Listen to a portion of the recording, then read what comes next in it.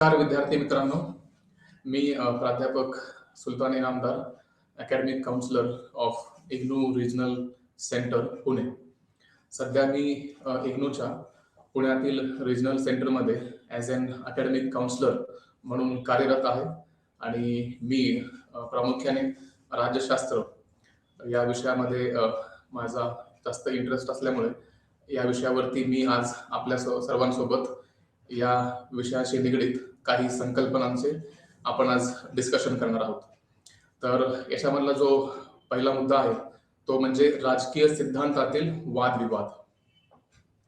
म्हणजे नेमके राजकीय सिद्धांत जे बनवले गेलेले आहेत, काही संकल्पना बनवले गेलेले आहेत, तर त्या संकल्पनांमध्ये नेमके कोणकोणते विवाद किंवा वादविवाद आपण पाहतो किंवा सुरुवातीपासून ते आतापर्यंत कोणत्या प्रकारचे विवाद आपण आतापर्यंत राज्यशास्त्र या विषयामध्ये प्रामुख्याने पाहत आलेलो आहोत.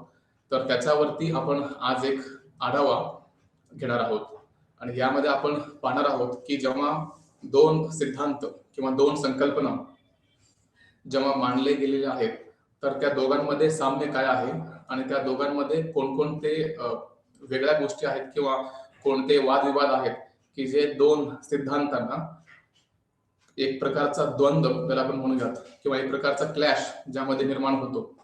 तर ते आपण या प्रेझेंटेशनच्या माध्यमातून आज आपण पाहणार आहोत. तर आपण बीपीएससीचा 131 हा सब्जेक्ट कोड आपण आज पाहणार आहोत आणि त्याचं टायटल आपण दिलेलं आहे राजकीय सिद्धांतातील वादविवाद.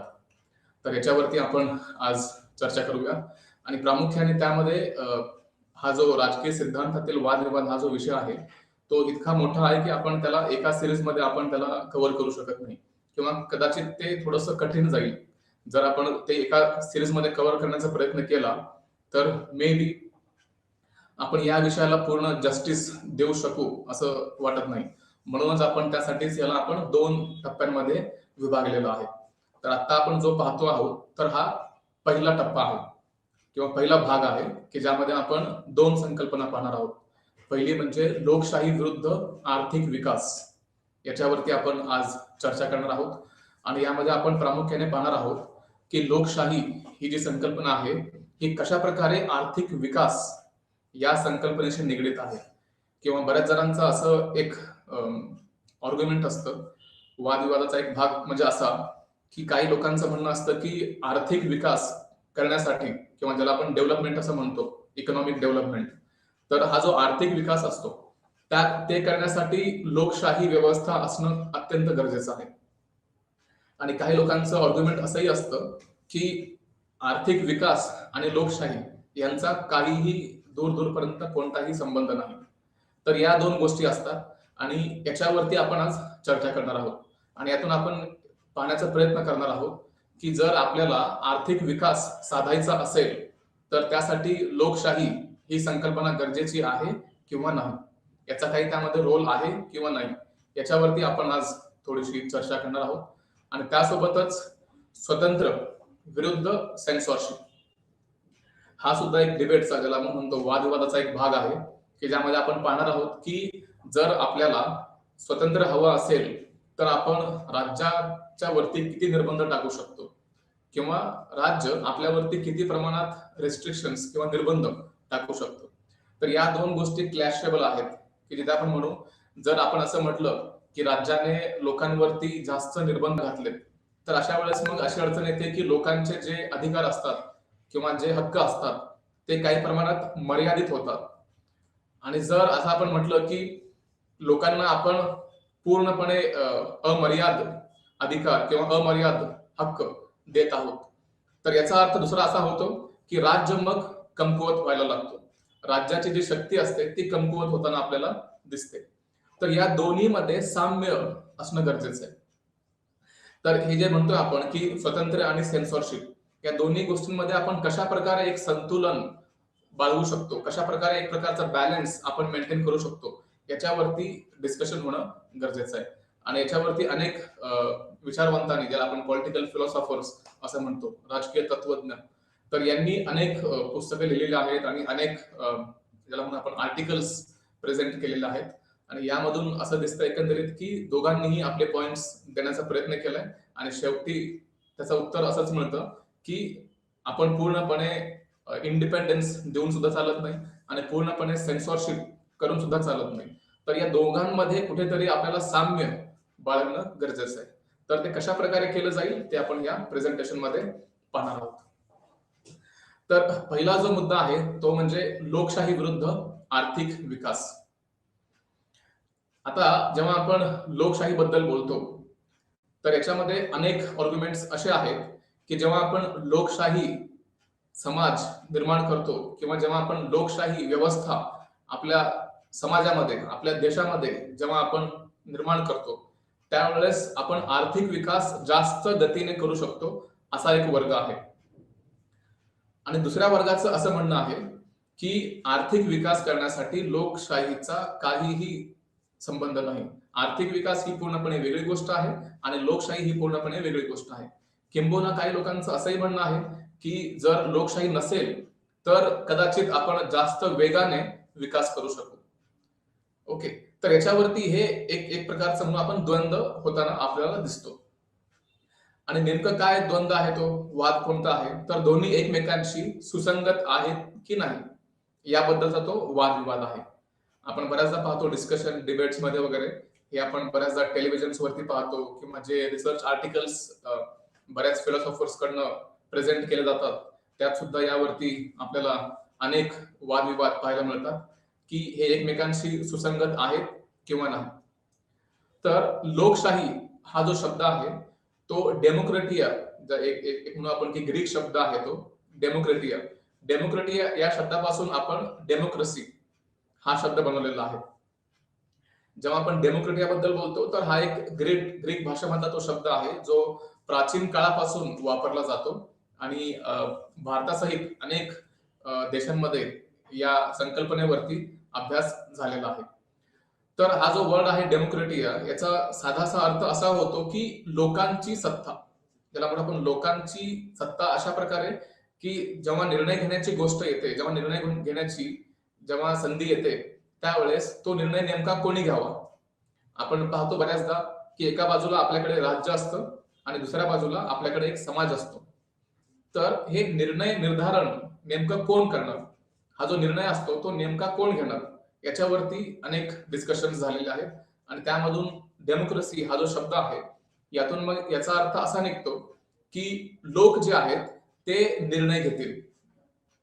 आणि मग जेव्हा आपण लोक निर्णय घेतील असं म्हणतोय तर त्यावेळेस मग असाही प्रश्न येतो की सर्व लोक प्रत्येक निर्णयाच्या वेळेस मतदान करतील का किंवा त्यांचा जो हक्क आहे राईट टू वोट ते प्रत्येक अधिकाराच्या वेळेस वापरतील का. तर असं नाहीये. काही देशांमध्ये जिथे डायरेक्ट डेमोक्रेसी आहे किंवा प्रत्यक्ष लोकशाही आहे तिथे हे शक्य होऊ शकतं. पण भारतासारख्या राज्यामध्ये की जिथे आपल्याकडे प्रत्यक्ष लोकशाही नाहीये पण अप्रत्यक्ष लोकशाही आहे तर मग अशा व्यवस्थेमध्ये आपण प्रत्येक निर्णयाच्या वेळेस लोकांची मंजुरी घेऊ शकत नाही किंवा प्रत्येक निर्णय लोकांच्या वरती आपण सोपवू शकत नाही. काही निर्णय असेही असतात की जे लोकांच्या इच्छेविरुद्ध घ्यावे लागतात. तर ते कशा प्रकारे ते आपण पाहूया. तर जेव्हा आपण लोकशाही बद्दल बोलतो तर त्यामध्ये अधिमान्यतेला महत्व असतं. अधिमान्यता म्हणजेच काय तर लोकांची संमती, लोकांची परवानगी. जेव्हा आपण एखादं सरकार पाहतो की समजा भारतामध्ये 5 वर्षासाठी एखादं सरकार निवडलं गेलेलं आहे, सत्तेमध्ये आहे आणि पुढचे 5 वर्ष ते सरकार चालवणार आहे. तो पक्ष असेल किंवा मग त्यामध्ये त्या पक्षामध्ये जे काही मंत्री असतात ते पूर्ण ज्याला आपण मंत्री परिषद असं म्हणतो तर ही जी पूर्ण मंत्री परिषद असते ही मंत्री परिषद पुढच्या 5 वर्षासाठी देश चालवत असते.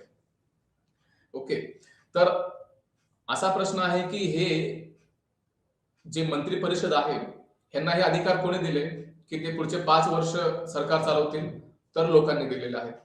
आणि जेव्हा लोकांनी दिले असं आपण म्हणतो त्याचा मार्ग काय आहे तर मतदान, ज्याला आपण वोटिंग असं देखील म्हणतो. तर मतदानाच्या थ्रू त्याच्या मार्गाने आपण एक असं ज्याला म्हणून आपण की प्लॅटफॉर्म उभं केलं की जिथे लोक येतील आणि आपलं मत प्रदर्शित करतील. आणि ते मत कशा प्रकारचं असेल नॉन व्हर्बल टाईपचा. याचा अर्थ असा की आपण प्रत्यक्ष बोलून दाखवत नाही तर आपल्या कृतीमधून आपण ते करून दाखवतो. जसं की प्रत्येक 5 वर्षामध्ये घडतं. अनेक राजकीय पक्ष निवडणूक आल्यावरती याचा पूर्णपणे कॉन्फिडन्स देतात आपल्याला, की या निवडणुकीमध्ये आमचाच पक्ष जिंकणार आहे.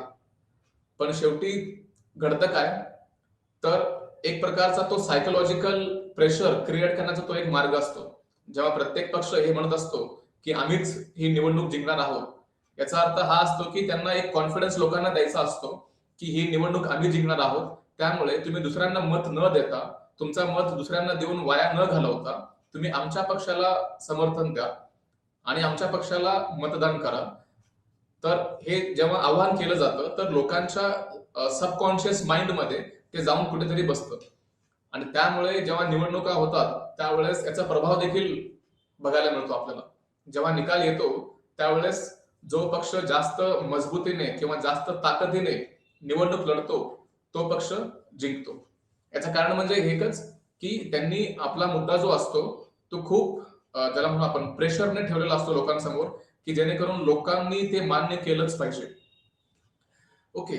तर सांगण्याचा उद्देश हा असतो, की जे काही आपण सरकार पाहतो, ते राज्य सरकार असेल किंवा मग युनियन गव्हर्नमेंट ज्याला आपण केंद्रीय सरकार असं देखील म्हणतो, संघ शासन. तर हे कोणत्याही पातळीवरती असू दे, लोकल लेव्हल, स्टेट लेव्हल किंवा मग नॅशनल लेव्हल. कोणत्याही पातळीवरती जेव्हा आपण निवडणुका घेतो, त्यावेळेस त्यामध्ये एक गोष्ट कॉमन असते, ती म्हणजे अधिमान्यता. अधिमान्यता म्हणजेच काय? तर लोकांचं आणि कायद्याचं पाठिंबा. जे लोक आहेत आणि त्यांच्याद्वारे जे बनवले गेलेले जे कायदे आहेत, ज्याला आपण राज्यघटना असं म्हणतो. तर राज्यघटनेने त्यांना हे अधिकार दिलेले आहेत, की जर लोकांनी तुम्हाला निवडून पाठवलं असेल, तर तुमच्याकडे काही अधिकार येतील आणि त्या अधिकारांचा वापर करून तुम्ही देशाचा विकास करू शकता आणि पुढील 5 वर्ष तुम्ही सत्तेत राहू शकता. तर ही जी संकल्पना आहे अधिमान्यता, याला खूप जास्त महत्व आहे. तर याच्यामध्ये सुद्धा 2 प्रकारचे टाइप्स आहेत ज्याला म्हणू आपण, की लोकशाहीमध्ये एक आहे प्रत्यक्ष लोकशाही आणि दुसरं आहे अप्रत्यक्ष लोकशाही. जेव्हा आपण प्रत्यक्ष लोकशाहीबद्दल बोलतो, याचा अर्थ हा, की जेव्हा एखादा निर्णय घेण्याची वेळ येईल, त्यावेळेस प्रत्येक वेळेस लोक मतदान करतील आणि त्यामधून निर्णय होईल, की एखादा जर निर्णय घ्यायचा असेल, तर त्याला लोकांचा पाठिंबा आहे की नाही.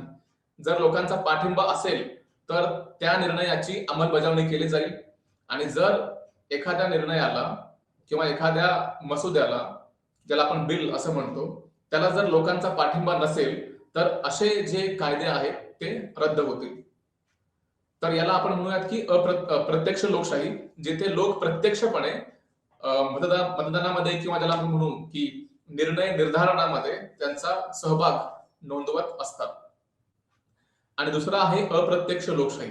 याच्यामध्ये नेमकं काय होतं, तर इथे लोक स्वतः निर्णय घेत नाही, तर लोकांच्या वतीने त्यांचे लोकप्रतिनिधी काही निर्णय घेत असतात.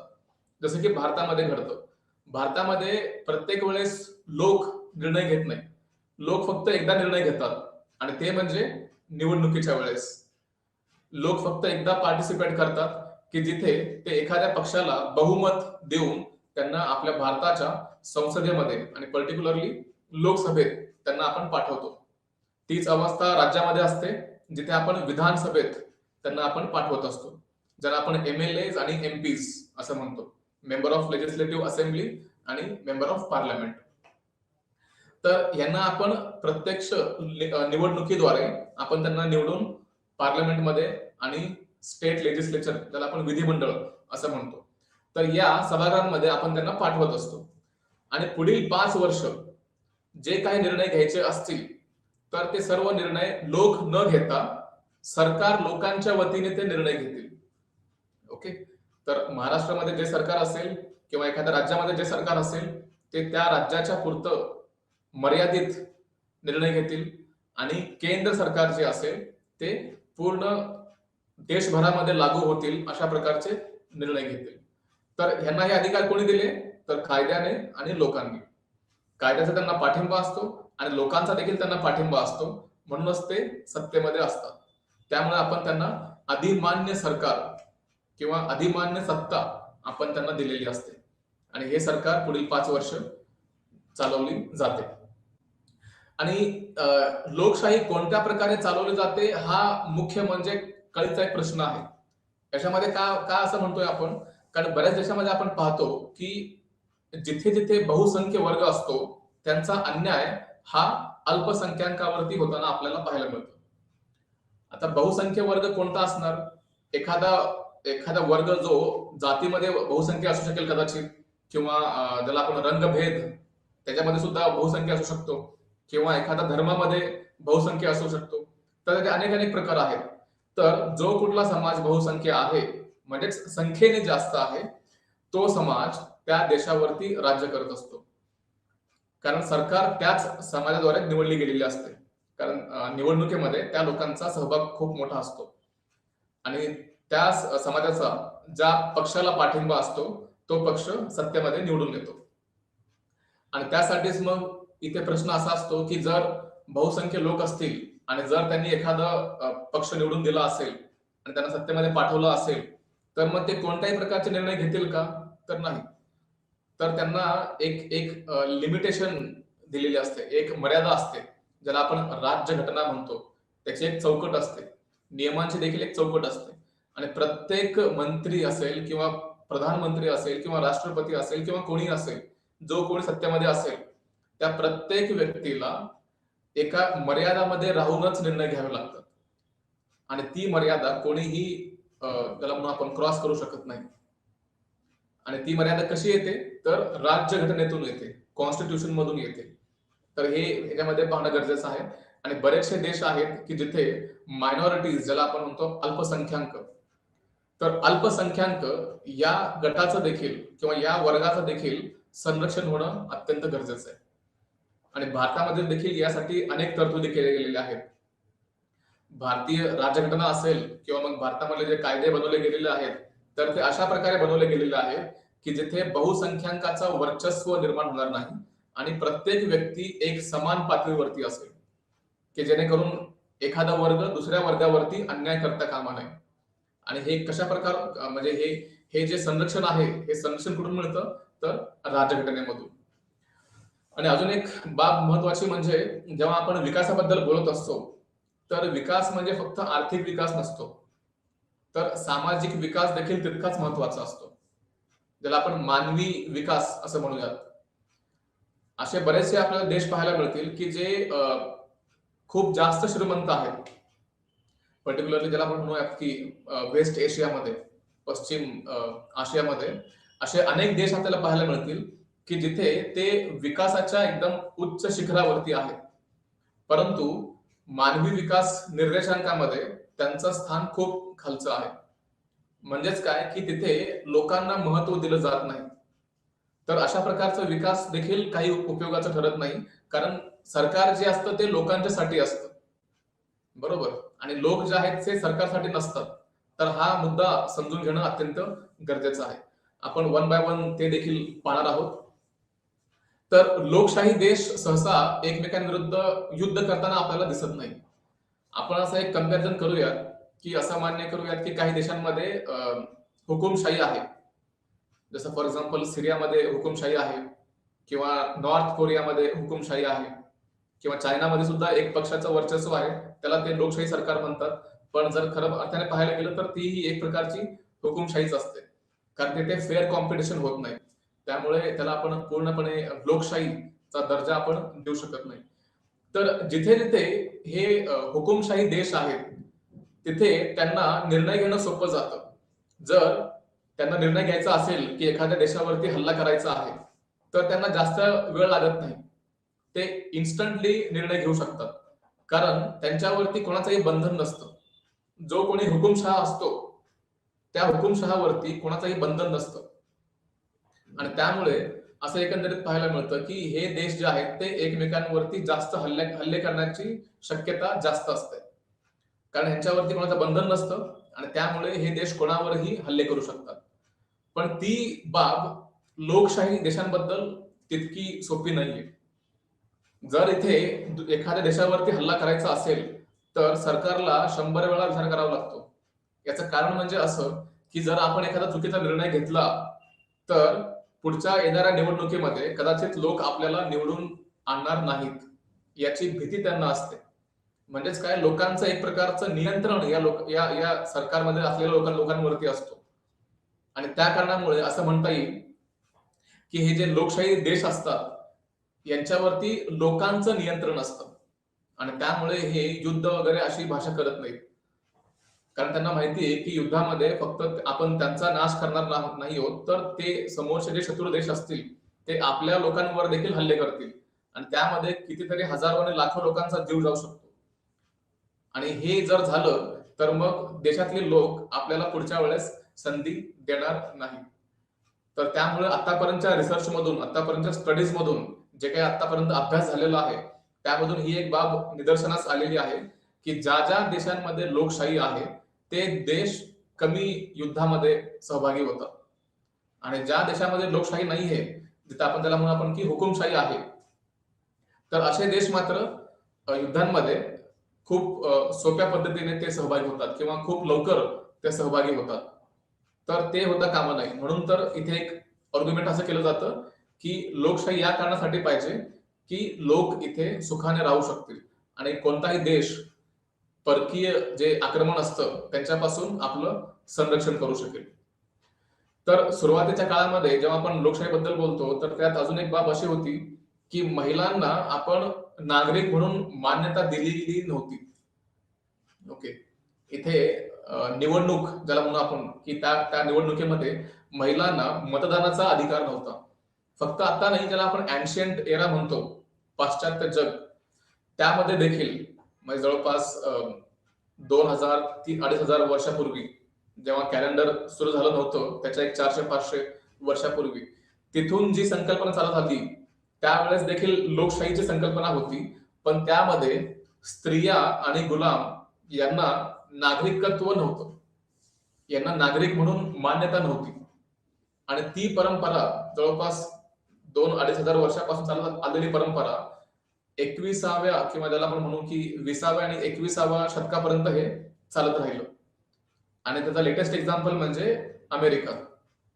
अमेरिकेत काय झालं तर अमेरिकेत 1920 मध्ये पहिल्यांदा मतदानाचा अधिकार स्त्रियांना देण्यात आला की जिथे स्त्रिया पहिल्यांदा निवडणुकीत सहभागी झाल्या म्हणजे ते निवडणूक लढवण्यासाठी नव्हतं, तर निवडणुकीमध्ये मतदान करण्यासाठी होतं की जिथे स्त्रिया समोर आल्या आणि त्यांनी मतदानामध्ये सहभाग घेतला आणि अशा प्रकारे आपण म्हणूयात की सर्वांना स्त्रियांना आपण मतदानाचा हक्क दिला. तर ही गोष्ट आहे अमेरिकेची, जिथे 1920 मध्ये महिलांना हा हक्क देण्यात आला. आणि त्या देशाबद्दल जर बोलायचं म्हटलं तर अमेरिकन क्रांती जी होती जवळपास ती 1776 मध्ये झाली होती. 1776 नंतर 1920 मध्ये महिलांना हा अधिकार मिळाला. जवळपास असं म्हणूयात की एक 150, 200, 300 वर्ष महिलांना मतदानाचा अधिकार नव्हता आणि स्त्रिया या अधिकारापासून वंचित होत्या. पण भारत जो आहे या बाबतीत पुरोगामी ठरलेला आहे.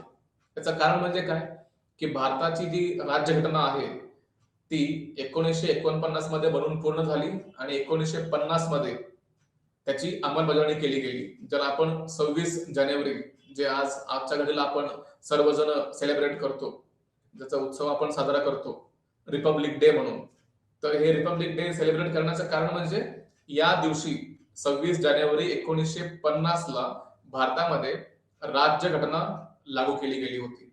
कॉन्स्टिट्यूशन इम्प्लिमेंट केलं गेलेलं होतं आणि तेव्हापासून आतापर्यंत आपण भारतामध्ये त्याचं प्रतीक म्हणून आपण रिपब्लिक डे साजरा करतो. ओके. तर जेव्हा राज्यघटना 1950 मध्ये तयार केली गेली आणि त्याची अंमलबजावणी केली गेली त्या वर्षापासूनच भारतामध्ये स्त्रियांना पुरुषांच्या समान मतदानाचा हक्क देण्यात आला. म्हणजे यावेळेस इथे भारतामध्ये कुठेही स्त्री आणि पुरुष यांच्यामध्ये कोणत्याही प्रकारचा भेदभाव केला गेला नाही आणि पहिल्याच स्ट्रोक मध्ये ज्याला म्हणू आपण पहिल्याच निर्णयामध्ये आपण स्त्रियांना म्हणजे भारतीय राज्यघटनेने स्त्रियांना मतदानाचा अधिकार बहाल केला आणि त्यामुळे आपण म्हणतो की भारत या बाबतीमध्ये पुरोगामी ठरलेला आहे.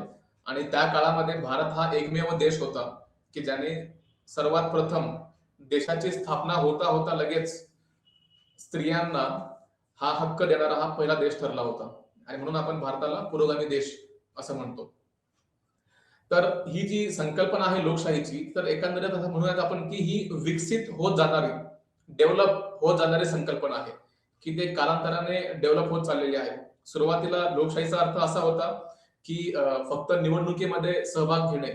म्हणजे ज्यावेळेस निवडणूक असेल 5 वर्षातून एकदा, फक्त आपण एकदा जायचं आणि निवडणुकीमध्ये मतदान करायचं. तर ही पद्धत सुरुवातीला होती आणि त्याला लोकशाही असं म्हटलं जात होतं. पण आता मात्र त्याचा अर्थ पूर्णपणे बदललेला आहे. आणि बदलून काय झालेलं आहे, तर एकदा का तुम्ही निवडणुकीत सहभाग घेतला आणि त्यामध्ये त्याला म्हणून आपण ऍक्टिव्हली पार्टिसिपेट करून तुम्ही वोट केलं, त्यानंतर 5 वर्ष शांत न बसता सरकारच्या प्रत्येक निर्णयावरती लक्ष ठेवणं तितकंच महत्वाचं आहे. आणि आज आपल्याकडे भारतामध्ये बहुपक्ष पद्धती आहे, ज्याला आपण म्हणतो मल्टी पार्टी सिस्टम, की जिथे अनेक पक्ष एकमेकांशी निवडणुकीच्या काळामध्ये भिडतात आणि त्यावेळेस मग एखादा पक्ष निवडणुकीत जिंकून येतो. आणि जर कुठल्या एखाद्या पक्षाला जर बहुमत मिळालं नसेल, तर मग 2 किंवा 2 पेक्षा जास्त पक्ष एकत्र येतात आणि ते अलायन्स करतात. त्याला आपण आघाडी सरकार असं म्हणतो, की जिथे 2 किंवा जास्त पक्ष एकत्र येतात आणि बहुमत स्पष्ट करतात. बहुमत संसदेमध्ये किंवा मग विधिमंडळामध्ये ते दाखवतात आणि त्याच्या आधारे ते सरकारमध्ये त्यांचा वाटा घेतात. तर लोकशाहीची मुख्य वैशिष्ट्य म्हणजे काय? तर ही जी हे जे म्हणू आपण की सरकार, ज्याला म्हणू आपण लोकशाही सरकार असतं, ती लोकशाही सरकार जे आहे ते कायद्यावरती आधारित सरकार असतं. इथे कोणत्याही प्रकारे इल्लीगल सरकार आपण स्थापन करू शकत नाही.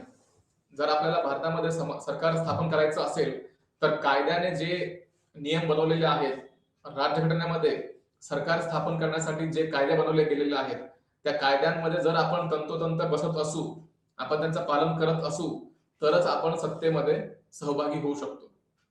आणि म्हणूनच म्हणतो आपण की हे जे सरकार असतं हे कायद्यावर आधारित घटनात्मक सरकार असतं. आणि लोकशाही सरकारची अजून एक ज्याला म्हणू आपण संकल्पना म्हणजे अशी, की इथे नागरी हक्कांची हमी असते.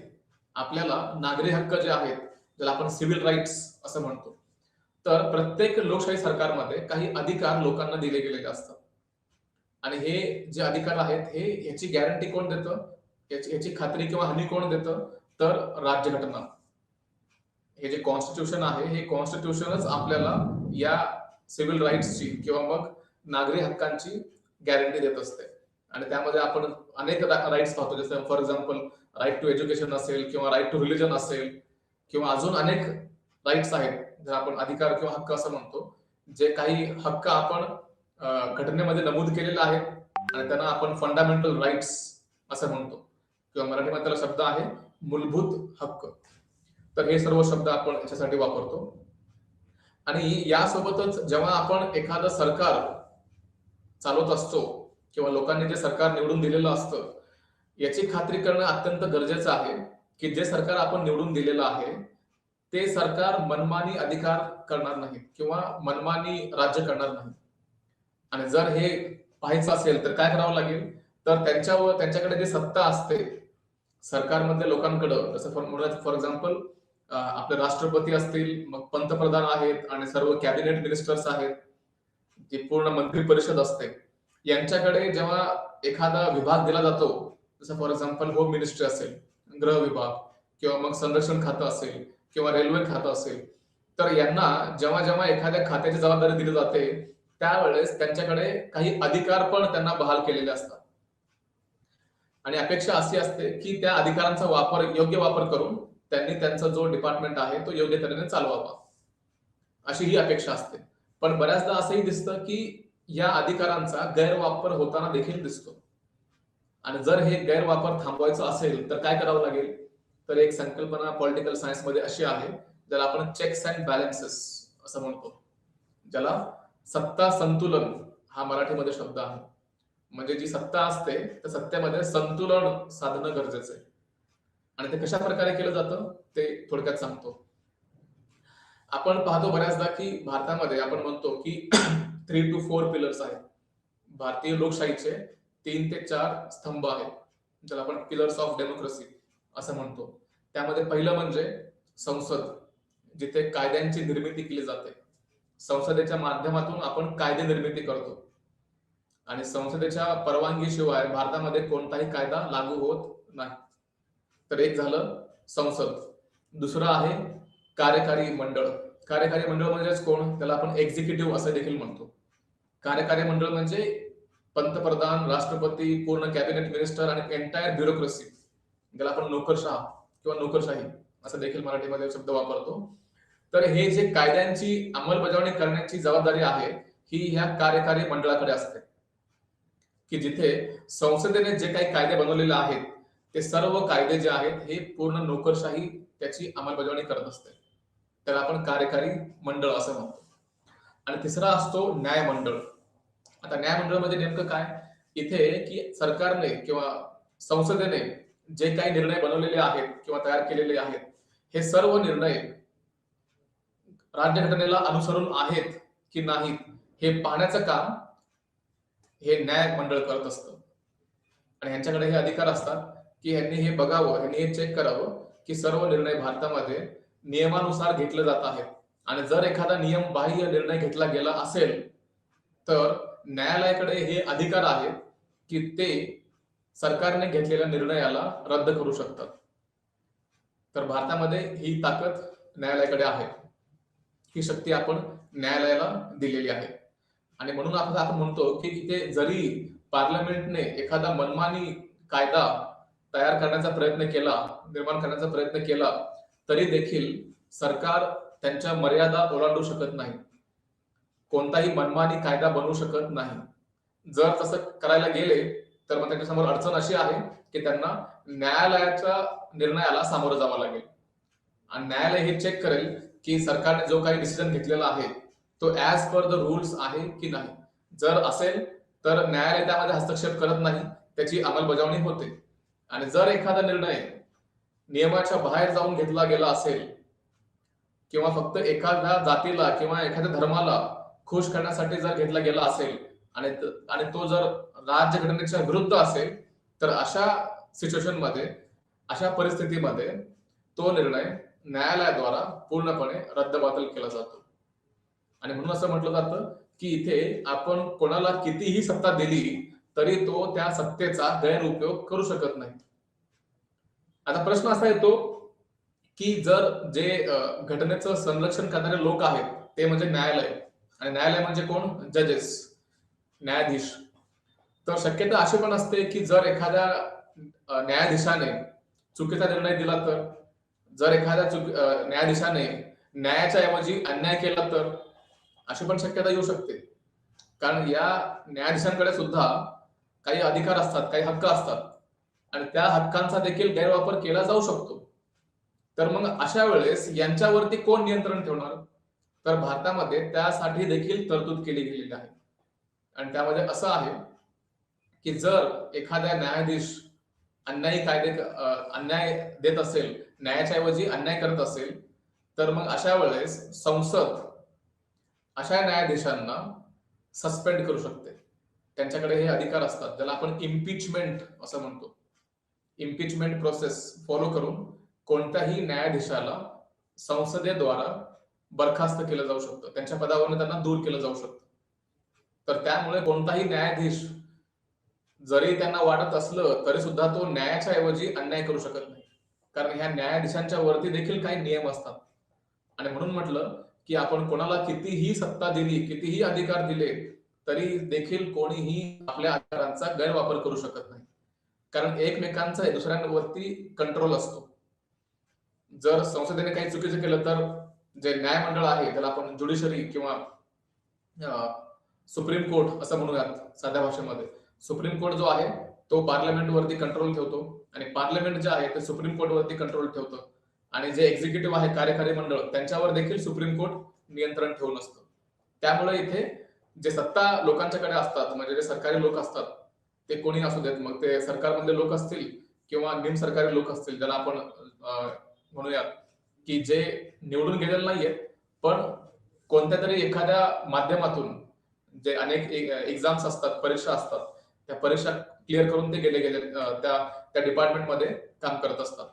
जसं त्यामध्ये म्हणून आपण IAS ऑफिसर्स आहेत किंवा IPS ऑफिसर्स आहेत, इव्हन खालच्या लेवलवरती म्हणून आपण की क्लास 2, क्लास 3, क्लास 4 हे जे वर्ग आहेत, याच्यामध्ये देखील अनेक लोक काम करत असतात. तर यांच्यावर देखील एक प्रकारे म्हणून आपण की न्यायालयाचा प्रत्यक्ष नियंत्रण असतं.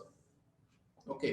आणि भारतामध्ये एक पद्धती पाळली जाते, ज्याला आपण सार्वत्रिक प्रौढ मताधिकार आणि एका व्यक्तीला एक मत असं दिलेलं आहे. आता आपण जर भारताची जर परिस्थिती पाहिली तर त्यामध्ये असं दिसेल की इथे कोणताही आधारे भेदभाव न करता प्रत्येक व्यक्तीला एक व्यक्ती एक मत या तत्वावरती आपण आतापर्यंत चालत आलेलो आहोत. एखादा व्यक्ती श्रीमंत असेल किंवा गरीब असेल, श्रीमंत आहे म्हणून जास्त मतदान करण्याचा अधिकार असा अजिबात नाहीये, किंवा एखादा व्यक्ती खूप जास्त शिकलेला आहे आणि दुसरा व्यक्ती अजिबात शिकलेला नाहीये, त्यामुळे जो शिकलेला आहे त्याला जास्त अधिकार असंही नाहीये. प्रत्येक व्यक्ती तो शिकलेला असू दे किंवा अशिक्षित असू दे, किंवा एखादा श्रीमंत व्यक्ती असेल किंवा गरीब व्यक्ती असेल, कोणताही व्यक्ती असू दे, कोणताही आधार न मानता फक्त एकच आधार मानला जाईल की जर एक व्यक्ती असेल तर त्याला फक्त एक मत देण्याचा अधिकार असेल, ज्याला आपण one person one vote principle असं म्हणतो. तर हे तर झालं लोकशाहीबद्दल. आता आपण थोडंसं बोलूयात आर्थिक विकासाबद्दल, की नेमकं आर्थिक विकास म्हणजे काय असतं. तर त्याची साधी सोपी भाषा अशी आहे की आर्थिक विकास ही एक अशी प्रक्रिया आहे ज्याद्वारे देशाची संपत्ती कालांतराने वाढत असते.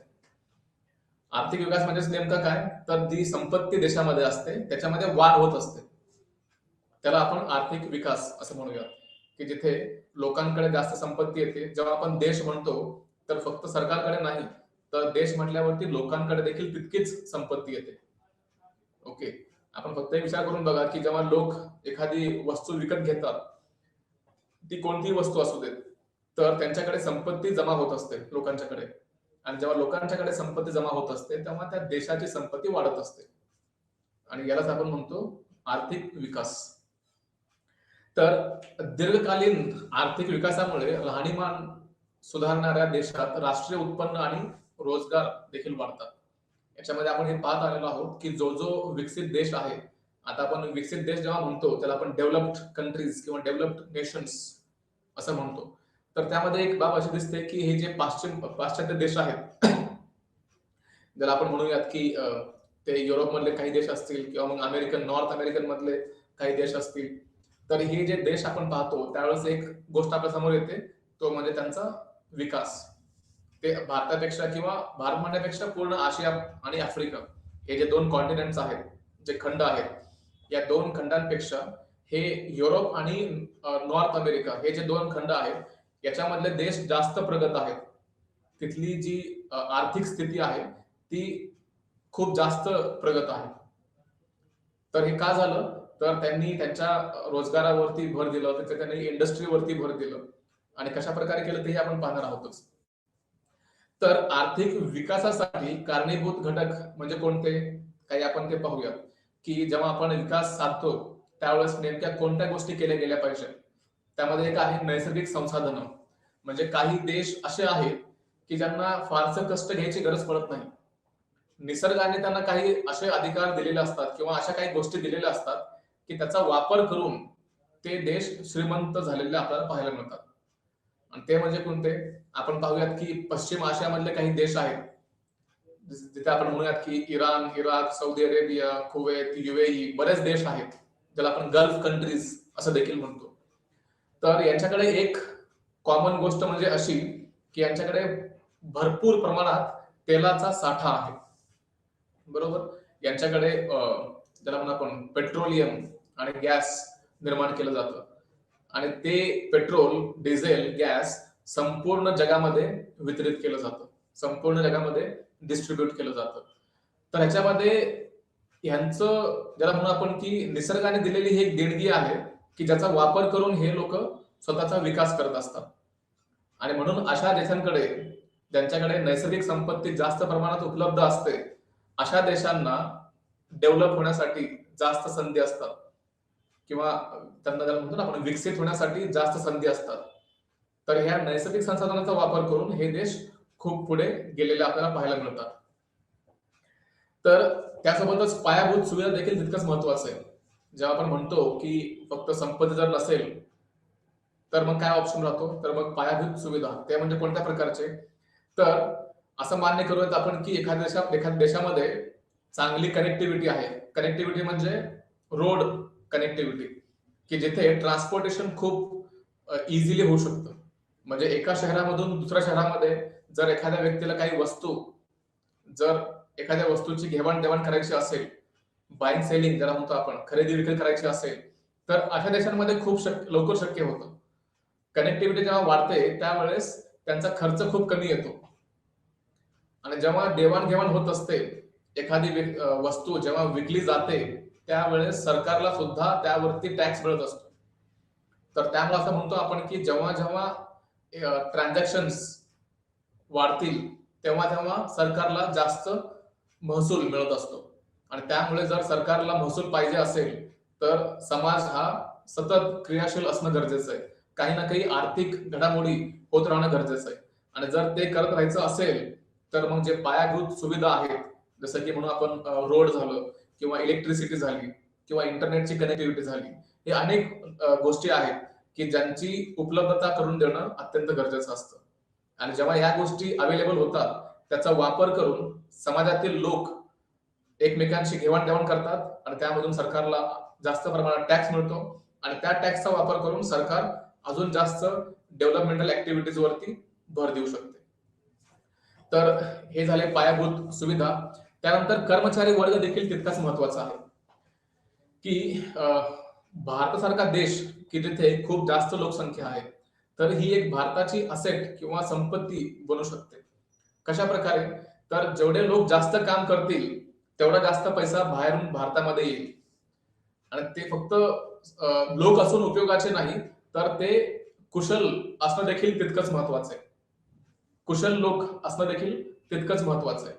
आणि ते जेव्हा आपण लोकांना कुशल करतो, ज्याला म्हणतो आपण स्किल्स, लोकांच्या मध्ये जेव्हा आपण स्किल्स टाकतो, त्यावेळेस असं आपल्याला पाहायला मिळतं की हे जे लोक काम करत असतात, त्यावेळेस त्यातून श्रमदान करत असतात आणि त्या श्रमातून सरकारलाच फायदा होत असतो. आता एक्झाम्पल म्हणून घ्यायचं तर अमेरिका आणि भारत हे दोन देश आहेत. अमेरिकेमध्ये आयटी सर्व्हिसेस प्रोव्हाइड करणं खूप खर्चिक काम आहे. कारण तिथली जी डॉलरची व्हॅल्यू आहे ती खूप जास्त असते. म्हणून ते काय करतात, भारतामध्ये आउटसोर्स करतात त्यांचं काम, की जेणेकरून भारतामध्ये जे लोक आयटी करून बसलेले आहेत त्यांना रोजगार मिळतो आणि इथून आपण आयटी सर्व्हिसेस खूप कमी दरामध्ये अमेरिकेला उपलब्ध करून देतो. फक्त अमेरिकेलाच नाही तर अनेक देश असे आहेत की जिथे आपण त्यांना हे सर्व्हिसेस किंवा ज्याला आपण सुविधा आहेत हे त्यांना आपण उपलब्ध करून देतो आणि त्यामधून भारताचा फायदा होतो आणि त्यांचाही फायदा होतो. तर एकंदरीत असं म्हणूयात की जेव्हा आपण एखादं कुशल व्यक्ती निर्माण करतो, तर ती कुशल व्यक्ती जी असते ती भारतासाठी एक संपत्ती म्हणून पुढे येते. ओके. त्यासोबतच तंत्रज्ञान देखील तितकंच महत्वाचं आहे. जर आता आपण एक्झाम्पल घेतलं आउटसोर्सिंगचं, तर याचा मोठा एक्झाम्पल म्हणजे कम्प्युटर आणि इंटरनेट. ही कनेक्टिव्हिटी असणं गरजेचं आहे. तंत्रज्ञान आपल्याकडे असणं गरजेचं आहे. जेव्हा हे इंटरनेट नावाची कनेक्टिव्हिटी आपल्याकडे येईल, त्याचा वापर करून आपण अनेक गोष्टी करू शकतो आणि त्यामुळे आपण कोणत्याही फाईल्स काही सेकंड्समध्ये एका देशामधून दुसऱ्या देशामध्ये पाठवू शकतो. हे का शक्य झालं, तर तंत्रज्ञानामुळे. ओके. तर ते खूप महत्वाचं असतं आणि शेवटचा पॉइंट म्हणजे राजकीय स्थिरता, पॉलिटिकल स्टेबिलिटी ज्याला म्हणतो आपण. पॉलिटिकल स्टेबिलिटी किंवा राजकीय स्थिरता हे असणं खूप गरजेचं आहे यासाठी, की ज्या देशामध्ये स्थिरता असते, ज्या देशामध्ये लॉ अँड ऑर्डर असतो, ज्याला आपण असं म्हणूयात की जर परकीय लोक आपल्या भारतामध्ये गुंतवणूक करण्यास इच्छुक असतील, तर ते कोणत्या देशामध्ये करतील? अशा देशामध्ये की जिथे राजकीय स्थिरता असेल. अशा ठिकाणी जिथे एक प्रकारची स्टेबिलिटी असते, समाजामध्ये शांतता असते आणि तो समाज प्रगत झालेला असतो. अशा ठिकाणी लोक इन्व्हेस्टमेंट करायला किंवा गुंतवणूक करायला पुढे येत असतात. त्यामुळे राजकीय स्थिरता किंवा पॉलिटिकल स्टॅबिलिटी असणं देखील तितकंच महत्वाचं आहे. तर यामध्ये आपल्याला 2 पॉइंट आहेत की लोकशाही विकासासाठी आवश्यक आहे किंवा नाही. तर याच्यामध्ये आपण काही मुद्दे पाहूयात, की आर्थिक प्रगतीसाठी लोकशाही आवश्यक नाही असं काही लोकांचं मत आहे.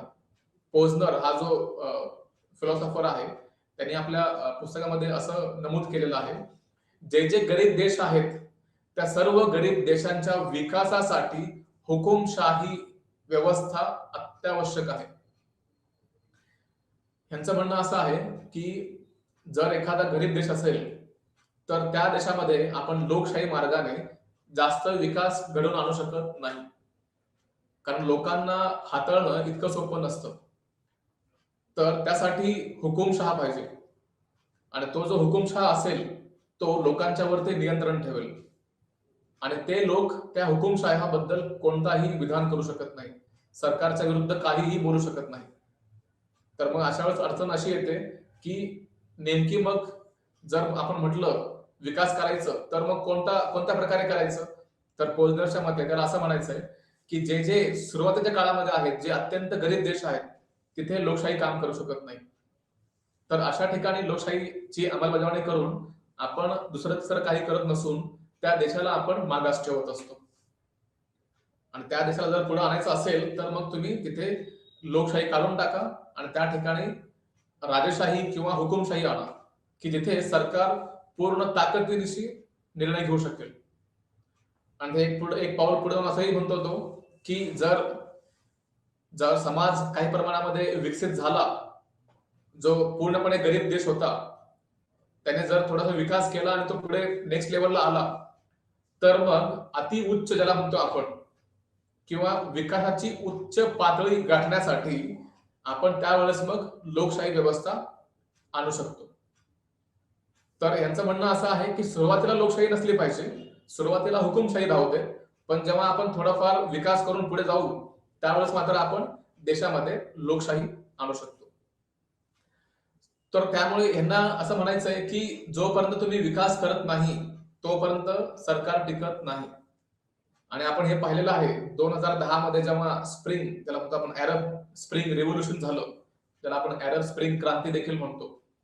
तर या देशामध्ये काय झालं, तर जेवढे जेवढे हुकुमशाह होते, जेवढे जेवढे सरकार त्यावेळेस होत्या, त्याच्यामध्ये एक गोष्ट कॉमन झाली होती, ते म्हणजे विकास अजिबात होत नव्हता. आणि दुसरी गोष्ट म्हणजे सरकारमध्ये खूप जास्त प्रमाणात भ्रष्टाचार चालू होता. आणि त्या कारणामुळे हे देशातले लोक पूर्णपणे कंटाळले होते आणि त्यांनी शेवटी निर्णय घेतला की सरकारमध्ये जे लोक आहेत त्यांच्या विरुद्ध आंदोलन करायचं, त्यांच्या विरुद्ध क्रांती करायची आणि शेवटी त्यांना सत्तेपासून दूर करायचं आणि लोकशाही देश समाजामध्ये घेऊन यायचं. आणि ते झालं. ट्युनिशिया हा एक देश होता जिथून याची सुरुवात झाली. ट्युनिशियामधून याची सुरुवात झाली आणि शेवटी ते वाढत वाढत नंतर मग अनेक देश, जसं की लिबिया असेल, मग केनिया असेल, किंवा अजून इजिप्त असेल, तर हे जे देश होते इथे हळूहळू सरकार बदलत गेलं आणि जे जे हुकुमशाह त्यावेळेस सत्तेमध्ये होते त्यांना दूर केलं गेलं आणि त्याच्याऐवजी लोकशाही सरकार स्थापन केलं गेलं. ओके. तर यांचं असं म्हणणं आहे की हे जे राजकीय किंवा नागरी हक्क जे असतात हे नंतर येतात, पण आर्थिक हक्क जे असतात ते सुरुवातीला येतात. जर आर्थिक हक्क नसतील तर मग आपण कोणताही विकास साधू शकत नाही. त्यामुळे जर लोकांना गरिबीतून बाहेर काढायचं असेल तर सुरुवातीला आपल्याला आर्थिक विकास करावा लागेल आणि त्यानंतरच आपण मग पुढच्या गोष्टी करू शकतो. आता याच्यामध्ये अजून एक मत म्हणजे काय की लोकशाही आणि आर्थिक विकास हे एकमेकांशी सुसंगत आहेत. तर त्या कशाबद्दल हे पाहूयात आपण. तर काही एक्सपर्ट्स असं म्हणणं आहे, आणि हे काही प्रमाणात खरंही आहे. इंडेक्स जर आपण पाहिलं, ज्याला आपण म्हणतो की जे भ्रष्ट सरकार असतात, ज्याला आपण करप्टेड गव्हर्नमेंट असं म्हणतो, त्यांची जर आपण लिस्ट काढली तर असं दिसतं की जे हुकुमशाही देश आहेत ते हुकुमशाही देश या करप्शनच्या लिस्टमध्ये खूप वरती आहेत. कारण यांच्यावरती कोणाचं नियंत्रण नसतं. न्यायालय यांच्या विरुद्ध काही निर्णय घेऊ शकत नाही, लोक यांच्या विरुद्ध काही बोलू शकत नाही. तर पूर्ण अधिकार जे असतात हे हुकुमशहांच्याकडे असतात. त्यामुळे त्यांना जे वाटेल ते निर्णय घेऊ शकतात. त्यामुळे भ्रष्टाचार सुद्धा इतका वाढतो की त्याच्यावरती कोणाचं नियंत्रण नसतं. आणि जसं मी म्हटलं की न्यायालय याच्या विरुद्ध काही बोलू शकत नाही, कारण न्यायालयाच्या वरती हे हुकुमशहा असतात. त्यामुळे त्यांच्याकडे काही अधिकार नसतात.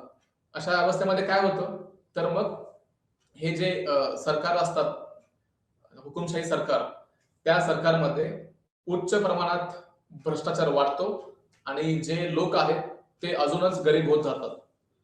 आणि त्यामुळे ह्यांचा एक आर्ग्युमेंट असा आहे की जर आपल्याला भ्रष्टाचार कमी करायचा असेल तर मग आपल्या समाजामध्ये लोकशाहीची स्थापना करणं अत्यंत गरजेचं आहे आणि ते खरं देखील आहे.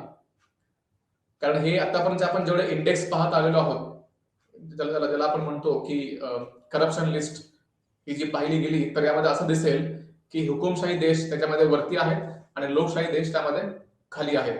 म्हणजेच लोकशाही देशामध्ये तुलनेने, असा याचा अर्थ नाही की लोकशाहीमध्ये करप्शन होत नाही. इकडे देखील करप्शन तेवढाच होतो, पण तुलनेने तिथला करप्शन कमी असतो. ओके. तर मिल्टन फ्रेडमॅन हा जो अजून एक फिलॉसॉफर आहे, याने एक मत मांडलं की जास्त हक्क आणि स्वतंत्र असलेली अवस्था जी असते ही आर्थिक विकासासाठी अनुकूल असते. म्हणजेच काय, की जेव्हा आपण लोकशाही सरकार स्थापन करतो आणि त्या अंतर्गत आपण लोकांना काही अधिकार बहाल करतो, तर त्यावेळेस शक्यता अशी असते की लोक आपल्या बुद्धीचा योग्य वापर करून काही चांगल्या गोष्टी समाजासाठी करू शकतात आणि ते संपूर्ण जगासाठी फायदेशीर ठरू शकतात. आणि द बेस्ट एक्झाम्पल जर द्यायचं झालं, तर ज्याला म्हणतो आपण टॉप 10 कंपनीज मधले जे नावं आहेत, गुगल, मायक्रोसॉफ्ट किंवा टेस्ला, हे जे कंपनीज आहेत, हे बेस्ट एक्झाम्पल्स आहेत, ज्याला आपण top 10 companies of the world मध्ये त्यांचं नाव आपण पाहतो. तर हे का होऊ शकलं?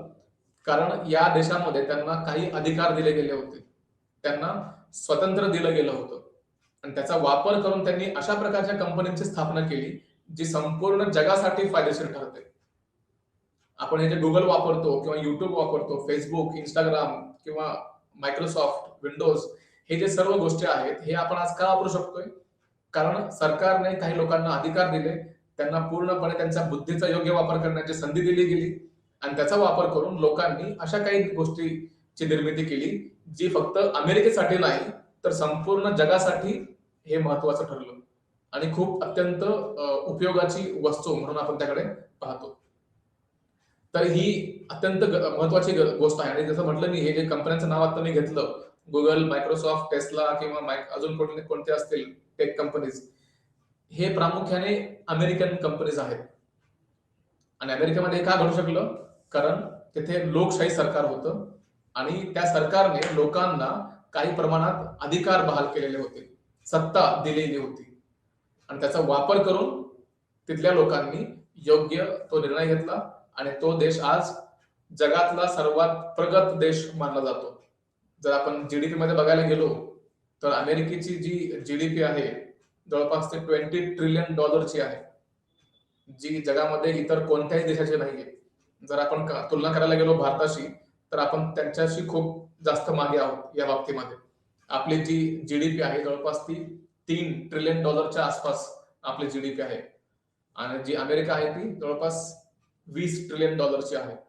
तर हा फरक इथे आपल्याला हे लोक समजून सांगण्याचा प्रयत्न करत आहेत की जिथे त्यांचं म्हणणं आहे की जर लोकशाही सरकार असेल तर मग अशा अवस्थेमध्ये विकास करणं खूप जास्त सोपं असतं आणि इथे जेव्हा लोकांना आपण अधिकार देतो त्यावेळेस ते त्याचा योग्य वापर करून आपल्या देशासाठी आणि संपूर्ण जगासाठी काही चांगल्या गोष्टी करू शकतात. त्यासोबतच भारतामधले नोबेल पारितोषिक विजेते अमर्त्य सेन, जे one of the eminent economist म्हणतो आपण त्यांना, त्यांनी देखील हे मत मांडलेलं आहे की लोकशाही ही आर्थिक प्रगतीची पूर्व अट आहे. त्यांचं काय म्हणणं आहे की जर आपल्याला प्रगती करायची असेल, जर आपल्याला विकास करायचा असेल, तर त्यासाठी लोकशाही असणं अत्यंत आवश्यक आहे आणि जेव्हा आपण लोकशाही भारतामध्ये आणू त्यावेळेस नक्कीच त्याचा योग्य वापर केला जाईल आणि या पुढच्या भविष्यामध्ये भारत देखील एक सुपर पॉवर म्हणून उदयास येईल. आणि हे अनेक तज्ञांनी मानलेलं आहे की भारतामध्ये आपल्याकडे जेव्हा आपण कुशल श्रम, ज्याला म्हणून आपण कुशल व्यक्ती जेव्हा निर्माण करू, त्यावेळेस भारत या सर्व देशांना टक्कर देऊ शकेल आणि त्यावेळेस एक सुपर पॉवर म्हणून भारताचं नाव पुढे येईल. आणि यामध्ये काय होतं की जिथे जिथे लोकशाही सरकार असतं अशा ठिकाणी खासगी गुंतवणूक जी असते ती जास्त आकर्षित होते. अशा ठिकाणी खासगी गुंतवणूक जास्त आकर्षित होत असते. कारण का? तर त्यांना माहिती असतं की इथे आपण जे कोणती कंपनी स्थापन करत असू, जसं फॉर एक्झाम्पल तुम्हाला सांगतो, सिंपल एक्झाम्पल, भारतामध्ये होंडा आहे. आणि होंडा ही भारताची कंपनी नाहीये. आपण जे मोबाईल फोन वापरतो ते ऍपल असेल किंवा ओप्पो असेल, सॅमसंग असेल, यातलं कोणताही फोन इंडियन नाहीये, भारतीय नाहीये. तरी देखील या देशांनी भारतामध्ये इन्व्हेस्टमेंट केलेलं आहे. याचं कारण म्हणजे काय? असं नाही की त्यांना समाज सुधारवायचा आहे, अजिबात नाहीये. नक्कीच त्याच्यामागे त्यांचा उद्देश हा असतो की जास्तीत जास्त त्यांना नफा मिळवायचा असतो. आणि त्यामधून काय होतं, जेव्हा ते नफा मिळवत असतात त्यावेळेस आपल्या देशाचा देखील विकास होत असतो. कारण त्यांच्या वस्तू वापरून आपण विकास करत असतो. आपण हे जे आज कम्युनिकेशन करत आहोत, संवाद साधत आहोत, हे कम्प्युटर किंवा वेबकॅम किंवा मग आपण म्हणूयात की हे सर्व गोष्टी जे वापरतोय इंटरनेट वगैरे किंवा सॅटेलाइट वगैरे, हे कशा प्रकारे वापरतोय? तर याचा वापर करून आपण काही ना काही चांगली गोष्ट करण्याचा प्रयत्न करतोय, की जिथून समाज आपला प्रगत होऊ शकेल. फक्त आर्थिक प्रगती नाही, तर सामाजिक प्रगती देखील तितकंच महत्वाची आहे. तर त्यामुळे असं एक मत निर्माण झालं, की लोकशाही विकासासाठी अत्यंत महत्वाची आहे. आणि जसं म्हटलं मी, की फक्त आर्थिक विकास करून उपयोग नाही, तर त्यासोबत मानवी विकास देखील करणं तितकंच महत्वाचं आहे. आणि हुकुमशाही राज्यांमध्ये नागरी आणि राजकीय अधिकारांची हमी दिली जात नाही. ही एक गोष्ट समजून घेण्याची गरज आहे, की जिथे-जिथे हुकुमशाही देश आहेत, तिथे अधिकारांची गॅरंटी नसते. जसं भारतामध्ये आपण म्हणू शकतो, की फ्रीडम ऑफ एक्सप्रेशन आहे आपल्याकडे. म्हणजे आपण कोणतेही वक्तव्य करू शकतो, जे कायद्यामध्ये बसतील अशा प्रकारचे. त्यासोबतच आपण सरकारवरती टीका करू शकतो. आपल्याला हवा तो धर्म आपण बाळगू शकतो. त्याचा आपण प्रचार करू शकतो. आपल्याकडे शिक्षणाचा अधिकार असतो. हे सर्व जे अधिकार आहेत, ते हुकुमशाही देशांमध्ये आपल्याला पाहायला मिळत नाही. हुकुमशाही देश आपल्या सोयीनुसार त्यांचे निर्णय घेणार आणि त्यामध्ये सरकारची ताकद जास्त असते आणि लोकांची ताकद कमी असते. ह्याचं कारण म्हणजे काय? तर हुकुमशाही देशांमध्ये त्यांच्यावरती कोणत्याही प्रकारच्या मर्यादा नसतात आणि ते पूर्णपणे मनमानी अधिकार करू शकतात. आणि या मर्यादा नसल्यामुळेच ते कोणतेही निर्णय विदाऊट लिमिटेशन घेऊ शकतात. आणि त्यामध्ये जर एखाद्या निर्णय त्याला म्हणू आपण, की एखादा वर्ग असेल किंवा एखादी जात असेल, तर त्या संपूर्ण जातीला नष्ट करण्याचे अधिकार ह्यांच्याकडे असतात. एवढी सत्ता ह्यांच्याकडे असते, की ते एखाद्या संपूर्ण समुदायाला संपवू शकतात. तर का होतं असं? कारण त्यांच्याकडे अमर्याद सत्ता असतात. आणि इथे जे अल्पसंख्याक वगैरे असतात, यांचे हक्क वगैरे कुठेही मान्य केले जात नाही. जे अल्पसंख्याक असतात, त्यांचे अधिकार पूर्णपणे दाबले जातात. आणि त्यामुळे इथे कोणत्याही प्रकारचा त्याला म्हणू आपण मानवी विकास अपेक्षित नाहीये. किंवा इथे जर मानवी विकास साधायचा असेल, तर ते इतकं सोपं देखील नाहीये. आणि लोकशाही देशामध्ये एक एक गोष्ट चांगली काय असते, तर इथे कायद्यासमोर सर्व समान असतात. तुम्ही बहुसंख्य असाल किंवा अल्पसंख्याक असाल, तुम्ही श्रीमंत असाल किंवा गरीब असाल, उच्चवर्णीय असाल किंवा खालच्या जातीतले असाल, कुठलाही असू दे, त्याचा विचार न करता इथे प्रत्येक वर्गाला, प्रत्येक व्यक्तीला कायद्यापुढे समानता दिली जाते. आणि या समानतेमुळेच आपण असं म्हणतो, की जे बाकीचे हुकुमशाही असतील किंवा एक पक्षाचे जे सरकार असतं किंवा लष्करी सत्ता असते किंवा त्याला अजून एक म्हणून आपण राजेशाही असते, तर या सर्व सरकारांच्या तुलनेत लोकशाही सरकार ही खूप जास्त त्याला म्हणू आपण की सुटेबल असतं, की जिथे आपण आर्थिक विकास करू शकतो आणि आर्थिक विकासासोबतच आपण मानवी विकास देखील करू शकतो. तर आजच्या या डिस्कशनमध्ये आपण इथेच थांबूयात. आपण सर्वांनी शांतपणे ऐकून घेतलं त्याबद्दल धन्यवाद. Thank you.